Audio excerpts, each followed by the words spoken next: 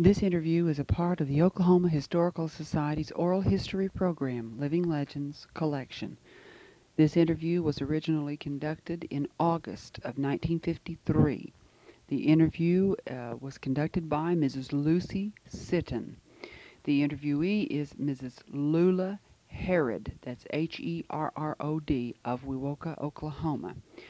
This interview is being re-recorded on September the 3rd, 1985 for inclusion in the permanent collections of the Oral History Program by Judith Michener. The sound quality of this tape is not very good, but the problem is on the master tape and there is no way we can correct it. This is Lucy B. Sitton interviewing Miss Lula Herrod for the History of Wewoka, sponsored by the Rotary Club. Miss Lula, yes. When did you come to Wewoka? We came February the 19th, 1903. How large a family were you? 7 children and my mother and father. And are you all still living in this vicinity? No one here except myself. And 2 brothers are deceased.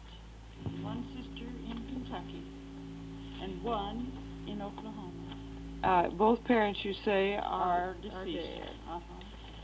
We are particularly interested in your telling us something about the early church and social life of Wewoka. So, Miss Lula, you just start in and tell us what you remember, particularly about the growth of the Methodist Church. Well, when we came here, we had no church. And it was, as I say, February. We went into the church. We came here in February. Then in March, we went into the church. And we had no church, and they preached in the courthouse. And it was the Methodist Church. And we had services 2 Sundays a month. And the Baptists had a little church that stood where the present building now stands, and they had services 2 Sundays a month, and we attended there the other 2 Sundays. And do you remember when the little white Methodist church was built? No, I don't. I was in the 4th grade. I imagine I can check back on it. 6, 7, 8, 90. Wasn't it about 1907? 1907. Well, I just don't remember the date. I expect maybe it was earlier, because right after 1907 we built the high school. Is that right? Uh-huh. I know we went to school in the new Methodist church. Do you remember anything about the early Presbyterian church? Yes, but I don't even remember a pastor, but I remember that old Judge Frazier, he led the singing, and his daughter, Ms. McGlasson, played the organ, and I've been there at church quite a number of times. They had 11 members, and they built the church. I remember when we first came here, we went to that church. We used to have Christmas trees that reached the ceiling, and everybody would bring a gift, and I remember them at the piano. And then the Methodist church was organized, and my mother and father and I went up there. What do you remember about the early days in the Methodist church? Some of the things they did and some of the pastors? Well, the first pastor that I remember in the Methodist church was old Brother Creasy, and he lived in Earlsboro and came down here 2 Sundays a month. Now, that was the first one that I remember. And then the one that was pastor when the little frame building was built was Brother Camel. And they had no family, just he and his wife. And when they left here, they went to Colorado. That's the last that I know of them. Then there was a Hamilton, and there was a Vaught. And there was Brother Griner. He was pretty late, and a Culbert, or a Culvert. Culverson. Yes, wasn't that his name? I believe so. Culverson. He was a single fella, and he boarded with the old man Mitchell and his wife. Yes, I had a chum who fell in love with him. Oh, right. Charlotte Sebastian. You remember Charlotte? That's right. I remember yes, that. she grew up to be a beautiful woman. She's in Washington, D.C. She was one of the early beauties of Wewoka. I remember that girl. Yeah, and another beautiful woman, young woman in Wewoka was Ione Cranston. Yes, she now was. Miss J.A. Patterson. Yes, she was and she's a wonderful lady. Yes, she is. Do you remember any of the prominent members of the church in those early days? Well, there was Mr. and Mrs. Northern and their two daughters. And Miss Jim Four is one of the daughters, and Mrs. Dr. Johnson is the other. And they were there, and let me see. Mitchell's. Yes, old man Mitchell and his wife, and well, there's a few of them that I can remember. Yes, there weren't very many. That's right, there were very few. Mm-hmm. Well, how about the social life of the town, the parties? Don't I remember that there used to be parties out at the Herrods, and that my sister used to go out there? Yes, we used to have what we called possum hunts, and one night there was a wagon load came out, and they went possum hunting, and they treed a skunk, and Al Malone was under the tree.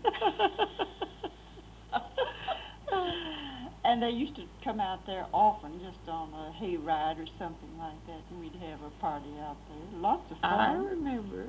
Do you? And, of course, Al Malone was the daughter of one of the founders of Wewoka, C.L. C.L. Long. She married a Mr. Jeffrey. She married And her sister married Nat McNabb. The The McNabbs, you might know, would be powerful Presbyterians. Were they Presbyterian? Oh, yes, just powerful Presbyterians. Is that so? And Nat had the two daughters, and Alex had the 5 daughters and the son was a twin. They were Helen and Horace. Well, for goodness sake. They were lovely, lovely people. I didn't know the family, but I did know Alex McNabb. I know Miss McNabb wanted to buy a piano for the children, and she couldn't think how to earn it because they had to live so economically. So she baked homemade bread and sold bread and paid for the piano. She did? Yes, and Mother sent me after the bread one day, and on the way home I ate over half of it. Is that kid I was crossing the prairie, which is now cheesy and hitchety. You were telling something I think I'd like to go on record. Though we were Episcopalians, we worked in the old Methodist church here. Tell what you were telling about the time when my dad filled the pulpit, J.A. Baker. Well, it must have been about conference time because we had no pastor, and he filled the pulpit that Sunday morning, and I remember this one thing that stuck in my mind. He said, if a person had a wonderful literary education and knew nothing of the Bible, their education was lopsided. I thought that was a wonderful thought. I have heard him say that. Have you? I notice you have some notes here, and I'll just ask you those questions and let you answer them. Do you know what was here before Wewoka was a town? Well, I've heard that it was a trading post for the Seminole Indians. And the early town leaders that you remember are C.L. Long and those McNabbs, both of them. And Shaw and Patton. Yes, Shaw and Patton, and there was Patton, yes, and they had a bank Patton. there in the company store. This was a one-man's town when we moved here, and they had that company store, and it controlled everything. Yes, even the social life of the town. Absolutely. And we say here, can you name some of the businesses that were here when you came? Well, you know, there was the Frederick Bakery. They had 3 sons, Fred and George and a little one, and George was very badly injured in a football game, you remember, and was ill for months. He got an infection of the bone, and his brother Fred nursed him. And they moved to California. They got rich in oil, moved to California. And the old man died. Yes. Well, and then there was a company store. Oh, yes. It burned down in 1925. I saw it the night it burned. I was in the country. It was a month before Paula was born, if I could just think how old Paula was. Is that? Well, and then S.W. Lane Grocery. Yes. And Stump's Market and Varnum's grocery store. Yes. Mr. Stump had a meat market, and he ran that store for my dad. Is that a fact? My father built where the drugstore, Bates drugstore. Bates drugstore, isn't it? Right now. Yes. Uh-huh. I remember that store. What Can you name some early business leaders? Early business leaders. Well, wasn't that what we were just doing? Let's see. You have William Jennings and brother. Oh, yes. D.O. Jennings, too. D.O. Jennings, or was it... D.O. He stuttered a little. Oh, D.O. And then there was Wellman Jennings. Yes. And Arthur Jennings, and they were in the real estate business, and it was through them that my dad located here. Is that a fact? Yes. He was on the train between McAllister and Wewoka, and they were throwing off sale bills, and he got off, and he thought he'd just look it over, and they leased him the land that he went on when he came here, and he bought some lots here in town. He bought that lot down there where Mrs. Isley lives now, and then some business lots, and one of them was where Fred Stump had that building, you know. Yes. And you know, those Smith brothers used to have a store here. Bert and Frank and Jeff. Oh, yes, Bert and Frank and Jeff. Yes, they had it was a General Mercantile. Yes, I remember them. And then the town was full of lawyers. Do you remember some of the lawyers? I certainly do. I remember that. Amon, do you? No. And do you remember Mr. Let me see. When Dad came here, he and Tom Cobb were partners at law. Tom Cobb was the county judge for a long time. That was after statehood. After statehood, yes. Before statehood, he was just an attorney. Before statehood, wasn't Wolf here? Yes, C. Dale Wolf and Mr. Whitney. C. Dale courted and married here. She was a Miss LaRue. Yes, I remembered her. As C. Dale and Guy Cutler. Yes, Guy Cutler. And Dad and Tom Cobb. And that Amon. I don't remember him. He doesn't click in my head. I want to tell you what he did. He came here from Georgia. Dad came from Georgia, too. And he was a wonderful, highly educated fellow, and he was a slick one. And just full of tricks. Oh, and Crump.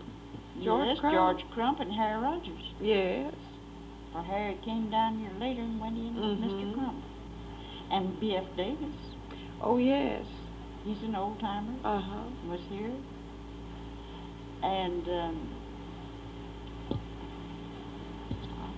And the first doctors, we interviewed Dr. Van Zandt. And Dr. Cranston. Oh, Dr. Cranston and Dr. Pig. And Dr. What was that fellow's name? Lynn. Yes, Lynn. He was the national doctor. That was almost before my time. He must have came been one here, of the very first. He was one of the very first, and was he a doctor? And Dr. Van Zandt went in with him soon after he came here. Is that a fact?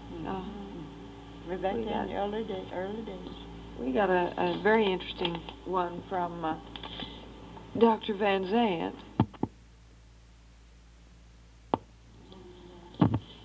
Miss Lula, we thought of some more of the young socialites of the town. Suppose you go ahead and tell the ones we thought about. That's Jim Myers and his sister Marie, and Agnes Smith, and her father was the postmaster at that time. Do you remember the year? No, I think they have the records at the post office. Well, then they could get it. And the Myers were Mrs. Smith's sister and brother. They were quite talented. Sang a lot. She sang, and he was quite a comedian. I remember that, too. Yeah. And C. Dale and Mr. Whitney were young unmarried men who came here together. And Mr. Wolf, he was the superintendent of the Methodist Sunday School a long time. Yes. And of course, everybody knows Mr. Whitfield. Yes. He courted the pretty primary teacher, Miss Hewitt, and he was quite interested in Agnes. They moved to California after the death of a little sister. pastor went out there with them. Isn't that right?